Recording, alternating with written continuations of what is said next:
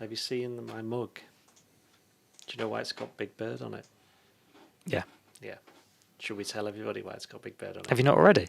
I know what it is, yeah. But I mean, but I didn't. I think I did actually. I thought you might have done. Did you? Yeah, I think I mentioned it, yeah. I did mention it. There's not really any point, Gorsty, bringing his in. It's empty. Well, have you found it? No. No. I've had to make do with the other one. Someone's robbed it. You should have just got that one from up there. Only used it once. So it's a job in itself now, isn't it? Putting all this stuff on socials. Yeah. Some people keep on saying that, there's this app where you can cross post it over several, and no one says what the app is. Someone said, what about TweetDeck? And it's like, no, that's just for Twitter. But then if you do word for word the exact same thing on everything every single time, people clock onto it. Yeah. And they'll go, why can't you just do it on one or the other? Yeah, but it doesn't matter, does it? And I always do the same thing on all of them. So do I. But you can't. Do you bother with threads? I just post stories on it. That's it. It's a complete waste of time now, I think. I'd be quite happy to stop doing that one. If we don't even get traffic from it, it's not worth it, is it? Yeah. Like 4,500 followers, and I just stopped. They want 18,000, but I think they're all. That's from your Instagram, though, isn't it? Instagram. Because you had everyone following you after Wembley. Mostly from Iran and Brazil and India. Yeah, that was weird, wasn't it? Yeah, like we never got to the bottom of that. I've lost. You tagged them with the Wembley story or something? Didn't really. Don't know. It's the fact that.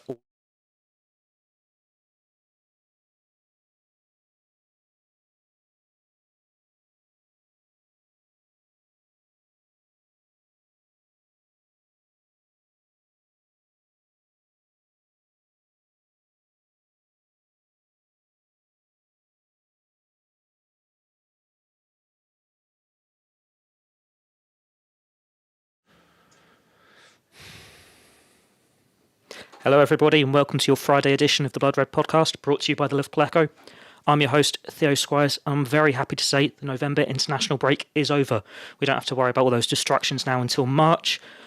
Joining me today as we look ahead to Liverpool's return to Premier League action is our Liverpool correspondent, both home and away, Paul Gorst. How are you, Gorsty? I'm good. I was just thinking then when you mentioned no international breaks until March, I'm already tired just thinking about that. These next couple of months are going to be particularly busy. When do we get a bit more time for fewer fixtures? Is it like January now? First week of January? It was Christmas though, innit? So. Well, they've confirmed the fixture dates for next year, and there's already no winter break there, so it's going to be busy for a couple of years at least. If you're not watching live and you're going to be listening to this later, you'll have just heard Doyley's dulcet tones, but I'll introduce him anyway. Chief Liverpool writer Ian Doyle. How are you, Doyley? Hello, I'm okay. What about yourself? Yeah, You're wearing a very stripy top today. Yeah, it's been cold this week, so I've brought the jumpers out. I managed to get you only have stripy jumpers? Yeah, I managed to get food on one yesterday, and it just went on the white bit as well, when it's all black and white, so that went marvellously. But now that's... He's wearing a Newcastle kit. Yes, for anyone who can't see it, yeah, it's like a rugby top, isn't it? It's warm, put it that way. It's warm, yeah. But now the pleasantries are out the way, you know the drill by now. Shout out to our dear sponsors, NordVPN. As ever, thank you for your support. We love what you do, and you're really helpful for us. Get on board with Nord. They're the best cybernet security around. Our great offer, it's still available. The link is still in the episode description box. To get the best discount off your NordVPN plan, go to nordvpn.com/bloodred. Our link will also give you 4 months on the 2-year plan. There's no risk with Nord's 30-day money-back guarantee. We are live on YouTube as well, as we've already mentioned, so get your questions in. If you want to ask Gorsty or Doyle anything, they'll probably be better than I've got written down. / what was it, sorry? /bloodred. Okay, yeah. What did I say? I don't know, but it wasn't that at first. Moving on. So, press conference today. Both of you are down at the AXA. Arne Slot seemed in good spirits, Gorsty. Yeah. He was late, though, which was very unlike, Slot. Yeah. And to be fair, Jurgen Klopp was never late either, was he? Just in the last month when he knew he was off and didn't care anymore. His feet were up. Yeah, no, he was in good spirits, wasn't he, as you'd imagine. Yeah, I mean, it's all going pretty well, isn't it? You know, I think the sort of story for Liverpool, you know, for people who aren't following it as sort of closely as us, has just been quietly impressive going about the business. You know, obviously 1 or 2 injuries to update us on, but there's no big issues at Liverpool other than the contract ones, which we know Slot is not going to give us chapter and verse on, and he sort of set a stall out very early on that one, didn't he, back in, was it June or July? So, yeah, not loads to update us on. There was no injury to Virgil van Dijk, which there was some confusion over, I guess, after he withdrew from Holland duty earlier this week. But yeah, he's cleared for duty on Sunday. Alexis McAllister seems like he's okay as well after being withdrawn late on for Argentina against Peru after a poor tackle for one of their players. Was a Carlos Zambrano, I think I read in your piece. Yes. Is that his name? But other than that, no Federico Chiesa, no Alisson Becker, which is probably the big one, isn't it? And no Trent Alexander-Arnold, which is no real shock, really. And I think even if he had been fit, I think Slot might have been minded to err on the side of caution with that anyway and give Conor Bradley a run out. Gorst just doing half the show there in 30 seconds. Is there a better football kit than Peru's? The sash? Yeah. Have you seen the new Argentina one? That's quite nice, yeah. It's quite Brilliant, nice, yeah. Like a throwback to like was it 86? Yeah, 86, yeah. Should we just do that for the Christmas do? We'll go in like retro football kits. Yeah. Well, no, because do you have one? I've got a Dortmund kit from like 2011. Where That's five not retro. side. Like last week.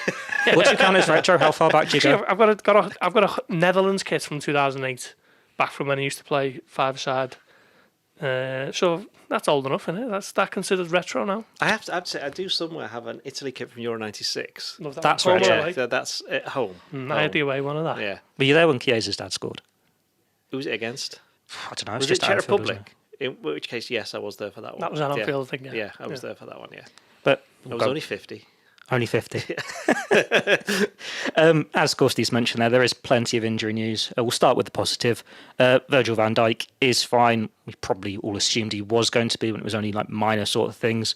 But Harvey Elliott is back as well. He returned to training at the start of last week with the 21s. Yeah. It'd be good to see him back. It's been a while. Yeah, he hasn't been involved since the Brentford game, which was the first home game of the season, and that's the only time he was involved. I mean, he had a good summer, hadn't he? He'd had some good performances, but I think we mentioned quite a few times on this podcast that Slot decided to go for the kind of steady and more gritty Szoboszlai in that number 10 role, who he previously said that them two are competing for that place, although, as we've seen, Curtis Jones can play there, knows how to do it. Had a good game against Chelsea there, so... Yeah, I mean, for Harvey, it's been tough because he got injured at the wrong time, didn't he? Because he'd have been playing in an awful lot of these games. But the extension of the Champions League means that there's very good chance that possibly, if Liverpool get a good result against Real Madrid, a couple of those final games, there's going to be some rotation. And that's where he can get his games. The last 3 games are Girona and PSV away, Lille at home. So there's them. Then you got to start the FA Cup, you got Southampton in the League Cup. And also you got these league games. I mean, there are a couple of weeks where Liverpool will be playing midweek Premier League games. One of them is Newcastle away. The other one is Leicester at home on Boxing Day. So again, the opportunities are going to be there. It's just frustrating for him because he had such a... I thought last season he was good. He made the step up, didn't he? He became an important player. Back into the season especially. Yeah, he became a key player and he was getting goals, he was getting assists, and that's exactly what he needed. And while you can't really argue with Liverpool's performances this season, given the fact they won 15 or 17 games, I do think they missed him at times. I think they have missed him at times. He'll get his minutes. It's just a matter, though, having been out for so long, especially when they thought it was only going to be 6 weeks at the most. At the start, I should say. Ended up being best part of nearly 3 months, wasn't it, in the end? Yeah, so it's taken a while, but it's, Slot said in his press conference, don't expect him to be firing on all cylinders straight away. I don't think anybody would really expect that, but because of Liverpool's just the relentless churn of games means that he's going to get opportunities coming off the bench. So I wouldn't have too many worries about him, but it probably would be. It's a great bonus for Liverpool because if he's back and fully fit and match sharp in the next month, he's going to be ready for that Christmas period and another busy January. I was gutted that he got the injury when he got it actually because he played as a number 10, didn't he, in pre-season? He looked really good, particularly against Arsenal. I think he set up 2. One was for Salah, and the second one was brilliant for Fabio Carvalho. It looked like he was ready to really sort of develop and kick on in that position, having played on the right of a more of a sort of a hard-working midfield 3 under Klopp, and obviously on the right side of the attack to fill in for Salah.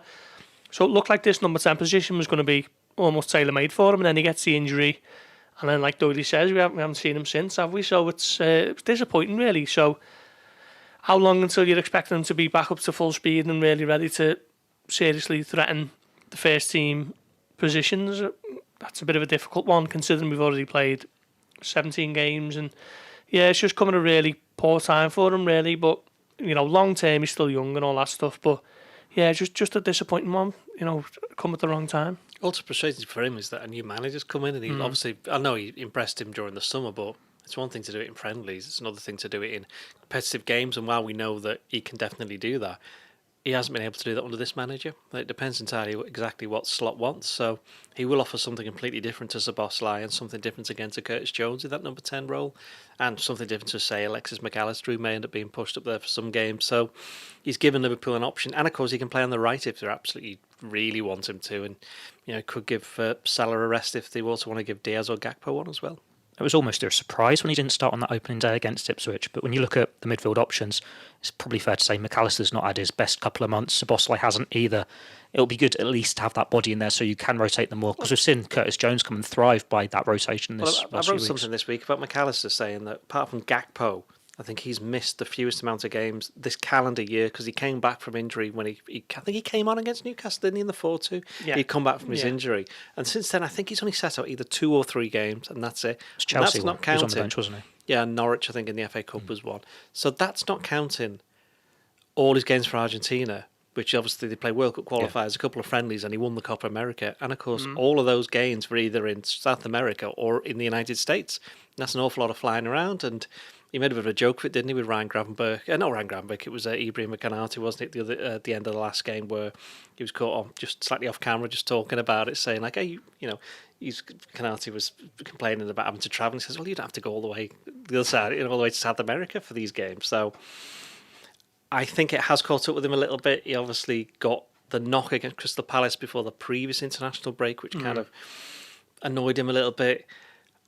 I think if you can rotate McAllister over the next 6 weeks, I think that possibly Slot would be wise to do that, because what we've seen from McAllister in his career to date is that he's very good in the second half of the season. He was certainly the last season with Brighton, and he certainly was last season with Liverpool. So he's somebody who, when it comes down to the business end, as we've seen, it's just the Copa America and of course the World Cup as well, he delivers, and you want to have those players fit and firing. And I think Slot will be looking at that, and especially with going back to Harvey Elliott again, him coming back in and being an option means that he's another player that Liverpool can look to. And we haven't even mentioned Endo, have we? Who's somebody who will be expected to play some minutes, start some games over the next 6 weeks. Now onto the negative injury news. We'll start with Trent. He's definitely out with Southampton. Sounds like he's a doubt for Real Madrid, and obviously you can have all the transfer tittle-tattle that's accompanied by that. It's a big loss for Liverpool, Gorsty, but it's also a big chance for Conor Bradley. It is, yeah. It's a huge loss, isn't it? But one thing that does sort of enthuse me a little bit is there's not an over-reliance on the output of Alexander-Arnold in Slot's system. This season he's been more of an orthodox full-back, playing as a sort of meat and potatoes right back, if you like, and maybe that's doing him a little bit of a disservice, but he's very much focusing on his defending, isn't he? The defensive part of the game, which has always been the big caveat in the discussions around what he's capable of and not capable of, and he's having a really good season defensively. So maybe from that perspective, it is a bit of a blow, but he's not being someone who's being relied upon as the sort of creative outlet of the team, which is maybe no bad thing when Liverpool are playing so well. So yeah, it's a disappointing one. It certainly will be if he misses any of the 2 games next week. I'm not massively concerned that he's sitting out Sunday, because if that gives him an opportunity to feature on Wednesday and certainly next Sunday against Man City, then I'd be all for it. But yeah, let's hope it is just sort of erring on the side of caution with that one. You've written a piece today, Doyle, on Conor Bradley. Yes, I have, basically pointing out that he hasn't started a Premier League game since he went off injured against Crystal Palace, and that was back in April. I know he had a minor injury, didn't he, after that last international break it was, wasn't it? They both came back injured, didn't they? Yeah, that's right. Yeah. Trent had September the injections. Yeah, that's correct. So that's, that didn't help Trent. But going back to the point that Ghosty makes about Trent, and yeah, it has changed a little bit, that they're not quite as reliant on him in that way, but there is a reason why Real Madrid quite clearly want to sign him. And that's because he is quite good at football. So Liverpool will miss him no matter whichever games he doesn't play. I don't think he'll play against Real Madrid, do you? I've just got this funny feeling he just won't. It didn't sound too hopeful, did it? Yeah. I mean, I hope so, but I mean, Slot doesn't give much away, does he, injury-wise? And Klopp didn't really, but you maybe let 1 or 2 things slip. Slot hasn't really said anything. So, yeah, we'll see. I think maybe him coming off after half an hour was was probably a good thing ultimately, rather than him just sort of playing through the pain barrier and aggravating it. But yeah, we'll see, I suppose. And of course, Conor Bradley came on and played 65 minutes in that game and did pretty well. When you consider that he came on against Nottingham Forest, and I'm not saying he was responsible for the goal, but he was the nearest person to it happening. That's the one game Liverpool have lost. And since then, before the Villa game, he'd played about a couple of minutes against Brighton. That's the only other Premier League appearance that he'd made since then. So it'd been good for him. And in the international break, he scored, didn't he, for Northern Ireland? They got promoted in the Nations League, whatever that means. What they've gone League C to B. It's just glorified friendlies, aren't they? And I wish they'd stop it, please. Was he the captain? No, he was the captain in the last one. Yeah. Northern Ireland rotate it. Yeah. It might just be because it's Nations League. No one He's cares. only 21, isn't he? Yeah. He's 21. It's like you forget. It's like he made his debut for Northern Ireland before he'd ever played a competitive game.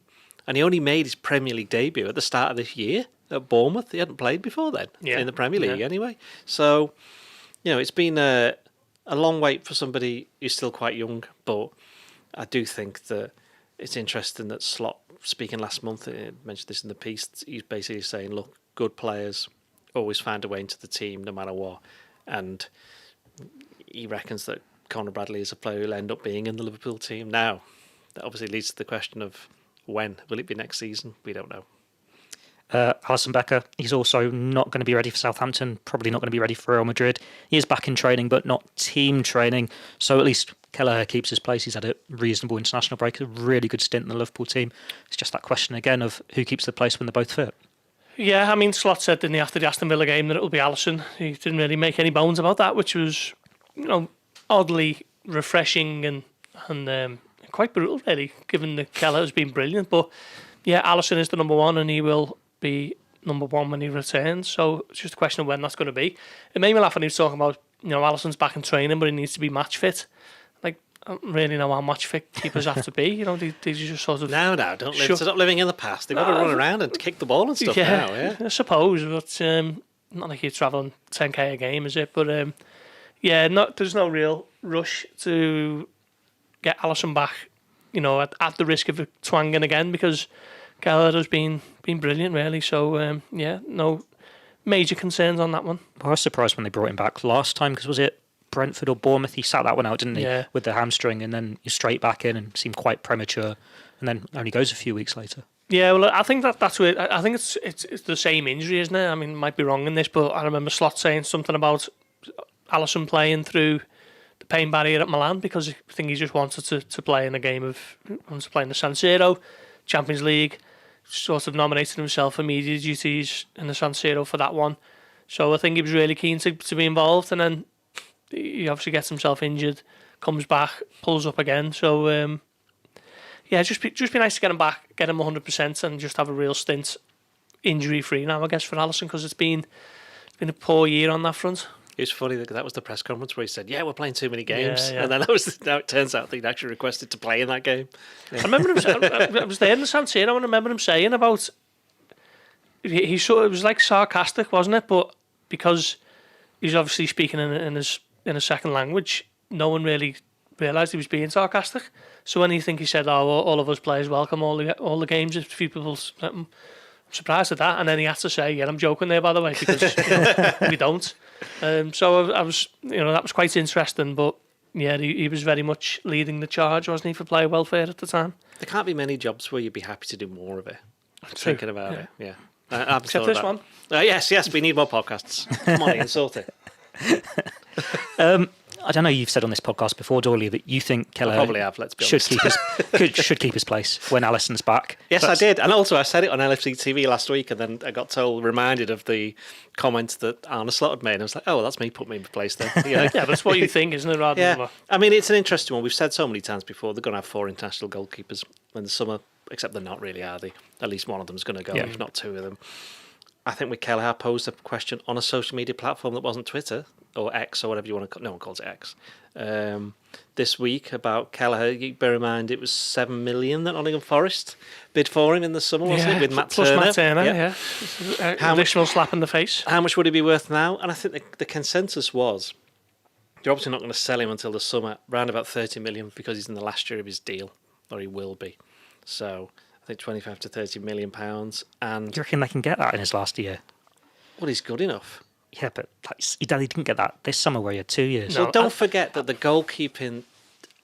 Let's just say you wanted to sign a good goalkeeper tomorrow, who are you signing? There aren't any at the moment that are available, and he will be one of them. If it's not him, it'll be Alisson. If it's not him, well, hang on.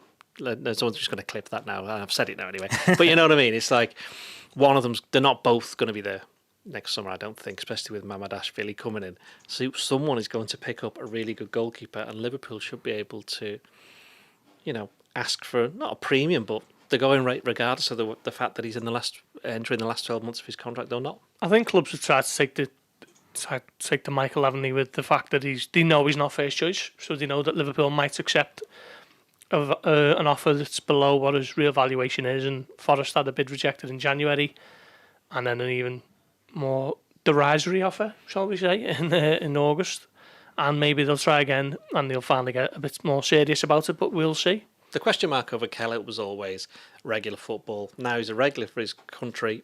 He's going to end up playing 30 odd games for Liverpool this calendar year, and that's a Liverpool team that's competing for almost everything. And I don't think anybody can suggest that he's not ready to play at the highest level, because why would he go? Nicest way, but why would he go to Nottingham Forest? I know they're doing quite well this season, but just overall, there was some links with Chelsea, which obviously got rubbish straight away. But is he better than Sanchez in the Chelsea goal? I'd probably say yeah, he is. Yeah. Is he better than Arsenal's keeper, Raya? He needs that consistent run to fully judge. Exactly, yeah. So, there's very few teams that definitely got a goalkeeper that's better than him in the Premier League at the moment. Yeah, I was watching the Sky Sports fan overlap debate the other day, and Rory Jennings, who's the kind of Chelsea representative, he was basically saying we're not going to do anything with Sanchez in goal. He's just not a top level keeper. So to answer your question there, I guess a Chelsea fan who's probably sees more good things than we do is saying that he's not up to it. So you'd imagine Keller would be. They've got 8 goalkeepers, haven't they? Or something stupid. That was a strange link, wasn't it? It was sort of one that was dismissed before it even really from both camps as well, wasn't developed. It's like I was putting out a tweet that Liverpool aren't looking to sign Vinicius Junior or whatever. There was never any suggestion that it was going to happen. Well, with Keller as well, I suppose it's a testament to him that Liverpool have got Real Madrid and Man City coming up. There's a real chance Alisson's not available for both, and you just shrug your shoulders at it. You're quite happy with Keller. Keller played against Man City last season, didn't he? The 1-1 game. So, that's bit box ticked, and Real Madrid, they're rubbish, aren't they? Except when they come to Liverpool and use their magic and, whatever deal they've got with the devil, and then end up winning 6-0. Now, as it's been the international break, I suppose people have been paying a little bit more attention to Mamardashvili, and there has been a suggestion going around hang on, he's not actually suited to Liverpool style. He's not very good with his feet. Mark Schwartz is one of the people that said that, but it's been picked on a few places. Well, I've not been paying any attention to it. I know you haven't seen that. But does that throw a curveball into this whole debate? I don't know. I can't unless you need to see him yourself. I can't comment on that otherwise. No, I wouldn't have thought Liverpool would spend 29 million on a goalkeeper without knowing that he's going to be suited to them. So can't say I've seen anything of Georgia, barely seen anything of England really, and I've seen Liverpool 1 or 2 games. Yeah, just not the last 2 weeks. Yeah, about 14, 13 of them, and seen nothing of Valencia, so I can't really debate it too much. But I know we had a great Euros, didn't he, with Georgia, and Liverpool have felt the need to bring him in. The last bit of injury news: Jota and Chiesa not available for this one. Chiesa light training today, was it? Or he might do one exercise. They're both getting there anyway. Well, Jota was never going to be back before December. Slot said that, didn't he, a couple of weeks ago? And with Chiesa, who knows what has been his injury? I don't know. Well, it's been unspecified, and I think that's what the real concern is with Chiesa, because it's not. You can't point to it and say, well, it's his hamstring, it's his calf, it's his whatever. We know Jota's. We know what it stems from at least. Just seems to be that it's too intense for him. I think Slot sort of alluded as much in Leipzig, and he sort of suggests that he keeps coming back in and re-aggravates whatever the issue is. And I think just the pace and the intensity of Premier League football is getting to him. Before the international break, Slot said he'd be back the international break, and then he'd be with them from when the season gets back underway. I suppose it depends how you interpret that, as in, was he going to be back ready to join one session as he is today, or was he expected to be like Harvey Elliott with the 21s and then ready to go available for action. But we'll find out, won't we, soon enough, if he's involved over the next couple of weeks. Although there was a clip, wasn't it, that came out today and he looked quite cheery, being in the canteen and saying hello to some of our former colleagues. I'd like to get your thoughts on this suggestion. A bit cynical, but there's a little part of me that thinks Liverpool have brought him in for, what was it, 10 million, rising to 12, with this idea that he doesn't need to play every week. We can get him fit-ish, get him out on the pitch. He doesn't need to pull up any trees, and we can probably sell him for twice that. Back to Italy, maybe, or wherever. The issue with Italy is I know. I don't. They can't afford the wages, can they? Yeah, and I don't think there's a club in the world who would probably do that with the. I mean, would there be one? I mean, not Would necessarily Chelsea- like that would Chelsea being do the sort of motivating, driving factor behind it. But obviously, you hope he comes in and he plays well. But the idea of if he doesn't, we can still sort Well, of. that's a move him different on. question. It's more like he's available for that amount of money. Even if it goes wrong, we know we'll at least get it back, if not more. That's a totally different. That happens all the time. To be fair, it's called the opportunist. We've written that so many times about Liverpool, and that's what that deal was. It's not like Artemelo, because they could have easily just said loan deal, then see how it goes. They've actually invested in him rather than it being a ridiculous buy fee, which Liverpool were never going to activate with him. I know Chiesa had a year left in his contract, didn't he? But as we've said with all the players at the start, games are coming thick and fast now. There are going to be opportunities. Just needs to get himself fit. Yeah, no, very much so. But the problem is, we were saying that last month, and we were probably saying that when he signed. You're really worried about him, aren't you? You said this on a few episodes and other podcasts. I just get big, sort of starting to get Artemelo, Thiago vibes with him. Thiago? Yeah. If he's as good as Thiago, you'd be happy. No, but I mean, in terms of just, his absence and you don't really know what it is. And you just. The big worry, I think I've said this a couple of times now, is when Slot's not getting asked about him. Because people don't want to really waste the question on a player who they know is not going to be fit. So we'll wait and see. Hopefully he can get up to speed, but early omens are not massively encouraging. Before we move on, we are live on YouTube, so I'll read a couple of comments. I think you've got one each here.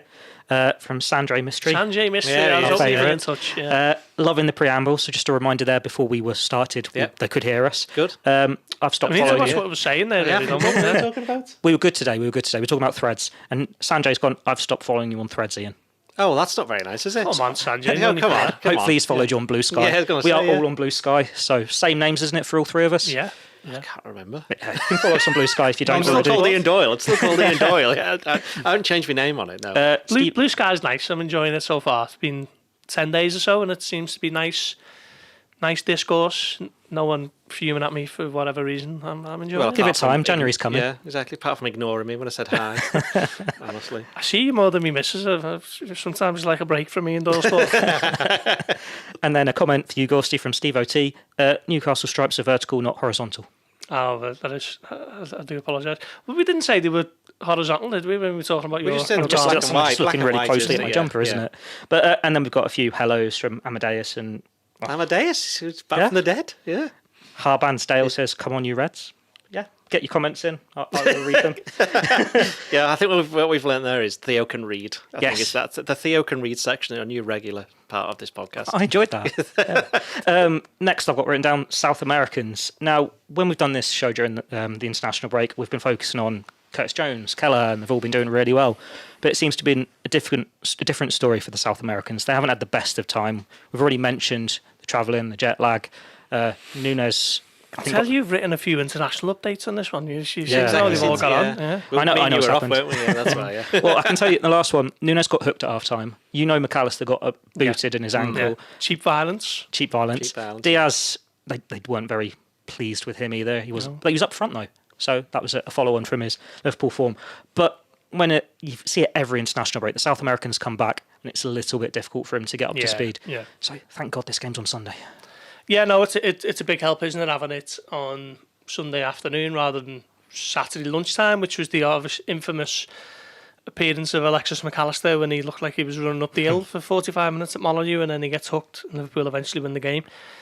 Yeah, it's you've always got to be mindful, haven't you, of players returning from far-flung areas of South America. I'm not, so where's Diaz been? Were they in Colombia, or were they away? I'll have a look. I mean, wherever it's been, there's not much of a difference in it miles-wise. There's still going to be thousands away from Liverpool, isn't it? It's quite a big difference when you're actually out there in South America, though. Like, Yeah, no, but I mean, whether it's Colombia or Peru, for example, it's still going to be miles away. They lost at home to Ecuador, and they absolutely dominated that game. They had like 65. So you did Colombia. Colombia. Got Ecuador, right? And they had like 65% possession, 25 shots to 4, and they still lost. And then they also lost 3-2 to Uruguay, and that was when they equalised in the last minute. Oh, yeah. VAR I drama. saw that. And then So they went up was that in Uruguay, was it? Yeah, that was in Uruguay.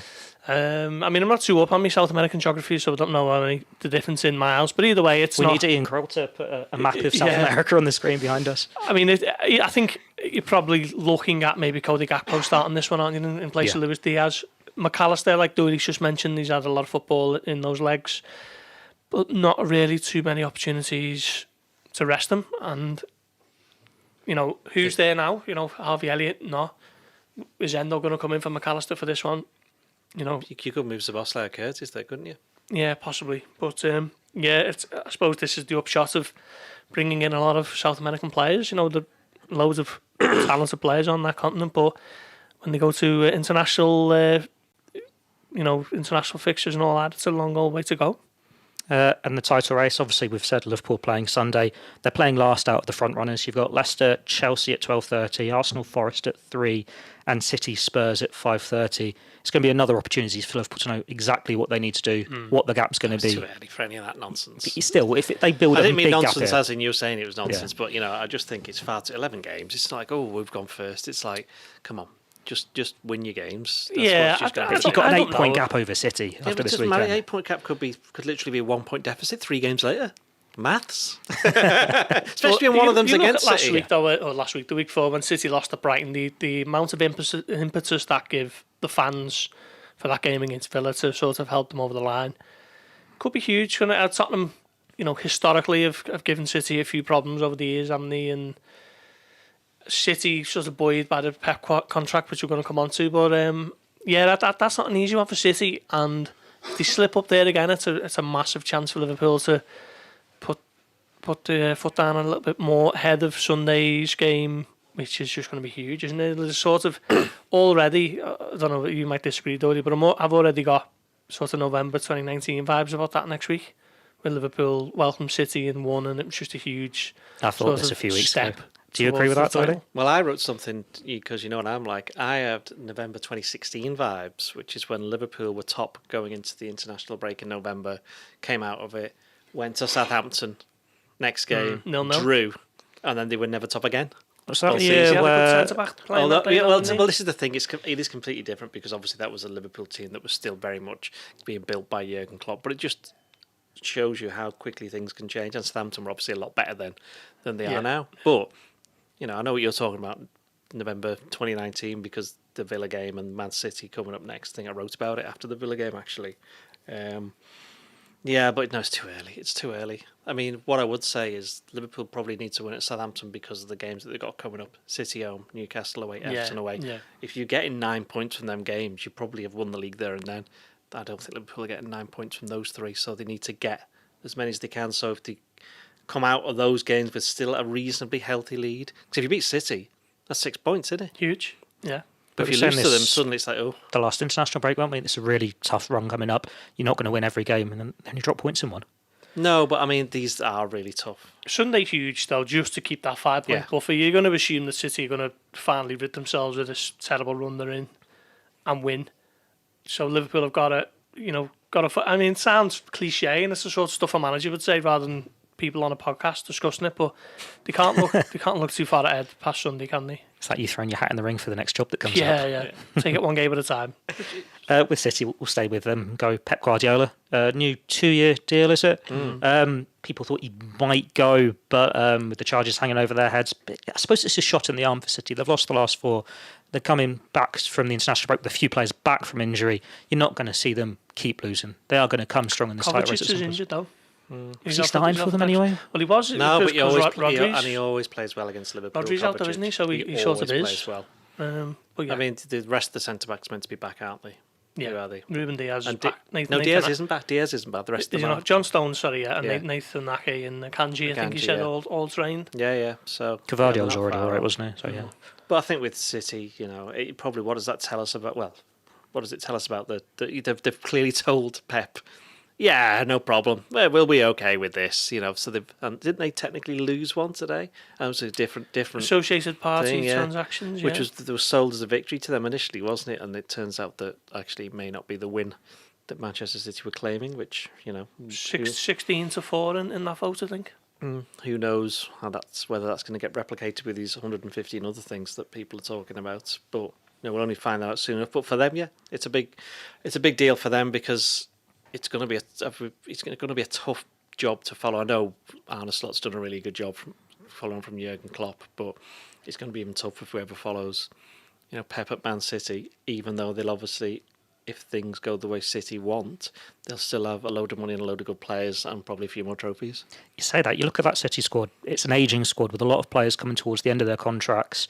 It's still a big, I don't want to say rebuild because obviously it's one of the best teams in the world. I know what you're saying. Cause refreshing. Yeah.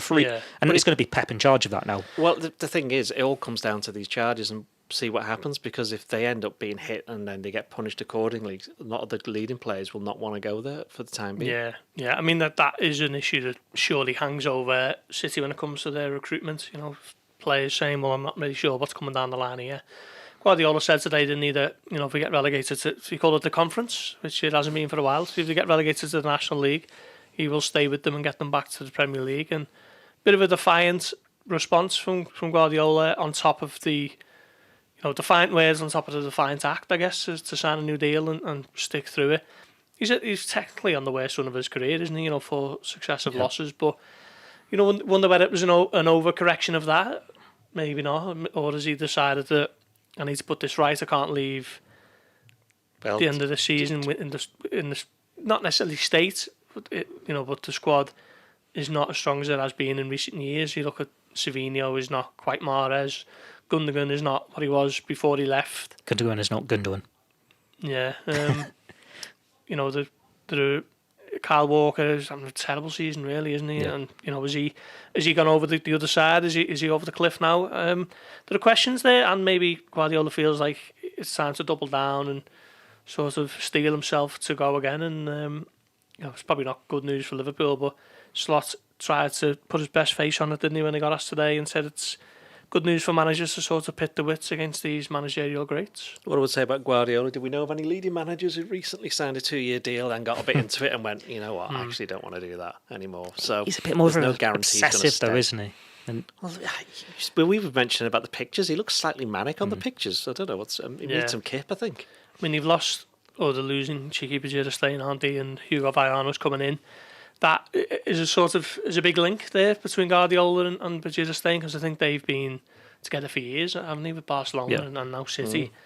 And Guardiola famously never did more than 3 years, was it, at Barcelona and then Bayern, because of similar things that Klopp, sort of turned Klopp's mind, getting burnt out in energy levels and all that sort of stuff. But he'll have done 10 years at City by the time he walks away. So he has built a second team sort of as well, hasn't he? You'd have to say. Yeah. in the process of, there's still a few that need doing there. So fair play to him. He's all right. I'm glad he's staying, actually. I really like him.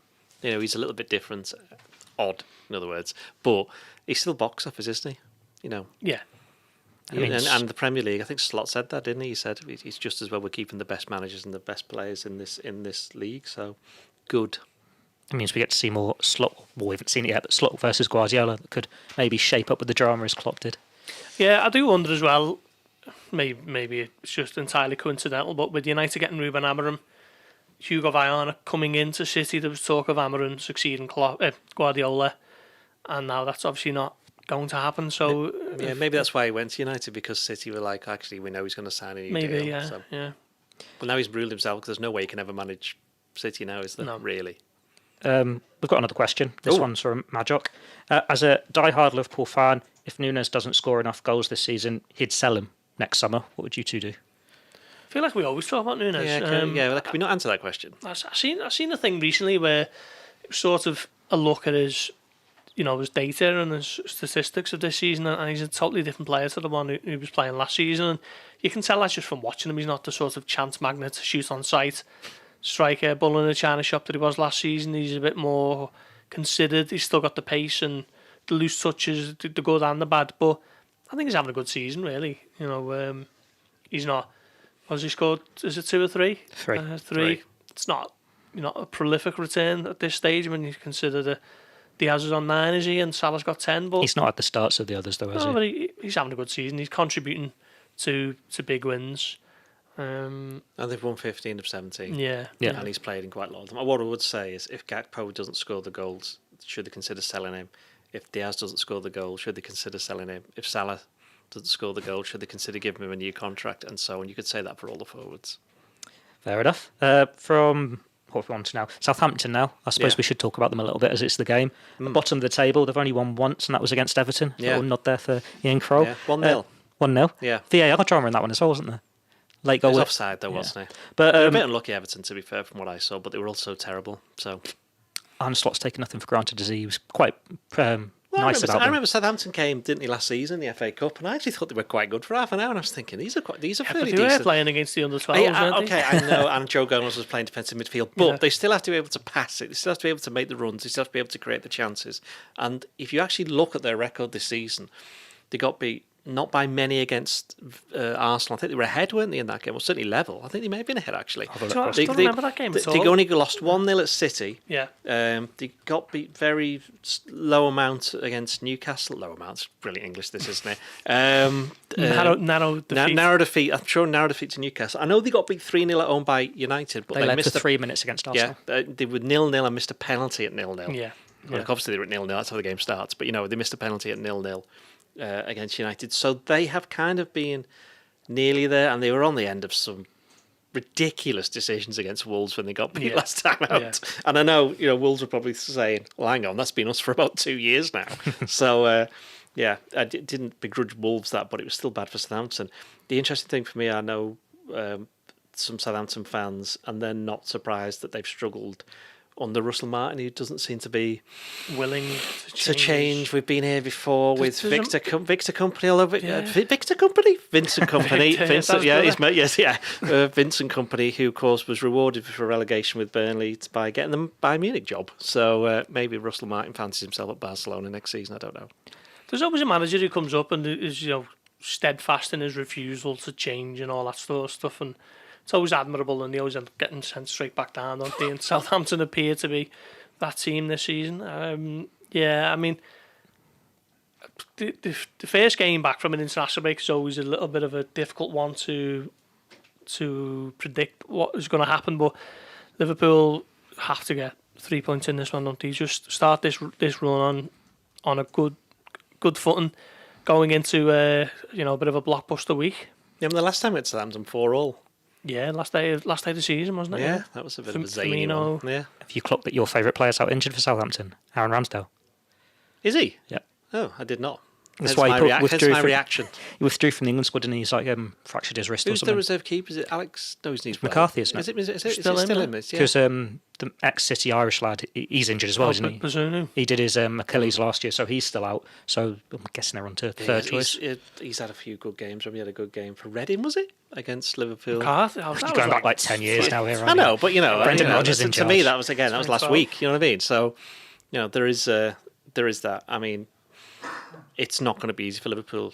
I think I may be wrong on this because my research wasn't the most extensive, but I think the last time Liverpool were top and lost to the team who was bottom going into the weekend was 2017. No, it was 2008 when they got beat 2-1 at Tottenham. The last minute Oh, goal, yeah, and it was 2 games. Yeah, and one of the 2 games they lost.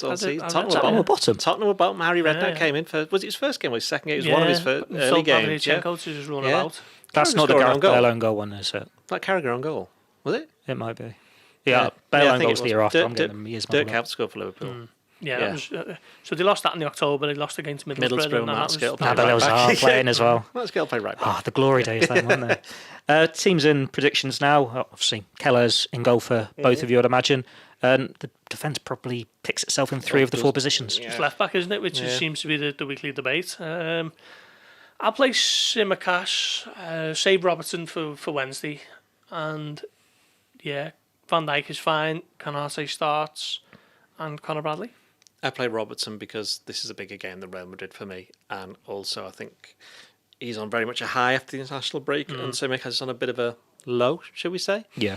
And yet Bradley a right back, and Keller in goal, and Van Dijk and Konate, who's another one who had a good international break, captain France, didn't he? And they beat Really good win. 3-1 against Italy at the San Siro, so it's been a good little ground for him this season. Well, what's interesting about the left backs is it's, I think, 7 starts to Robertson and 6 to Tsimikas since the Champions League started. So Slot has actually been really even with that game time, even when you've got Andy Robertson going, "Oh, you all wrote me off. I told you I'd be back." Blah blah blah.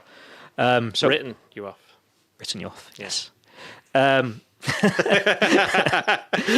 the midfield now, and yeah, there's probably 2 places pick themselves. You're not really sure on the third.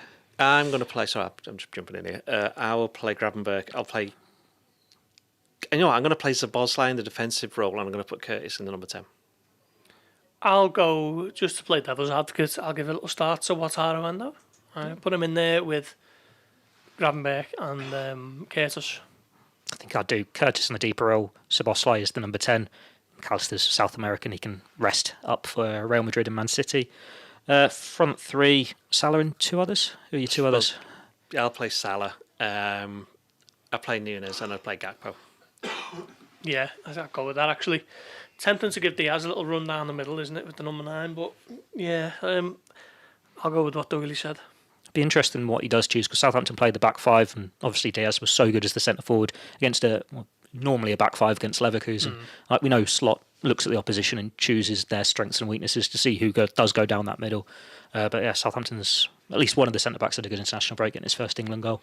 Yeah, Taylor Harwood-Bellis, yeah. He paid decent money for him as well, isn't he? From 20 odd City, million, wasn't it, from City? It's part of the deal, yeah. What does that mean for the Nat Phillips price? They seem to be getting all the City cast-offs, don't they, in the last sort of couple of years. They've had Lavia and plenty of others who I can't think now, but there seems to be... loads of them. Yeah, a little bit of a feeder school for City, Southampton at the moment. Score predictions. I'm guessing, Doyle, you're not going for an 8-goal thriller? No. I'll go with a 4-goal thriller. I think Southampton will score. I think this might be a game where Southampton's slightly iffy defending. I know they haven't conceded many goals, but I think just overall as a team, I think Liverpool might pass around them a bit. 3-1 to Liverpool. Yeah, I haven't seen loads of Southampton, but I know they try and play out from the back, don't they? And I think Leicester exposed them earlier in the season, didn't they? Was it Leicester? But yeah, no, I think Liverpool, any team with serious ambitions has got to go and beat the team who are rock bottom, and I think they will 2-0. I think it'll be a good atmosphere.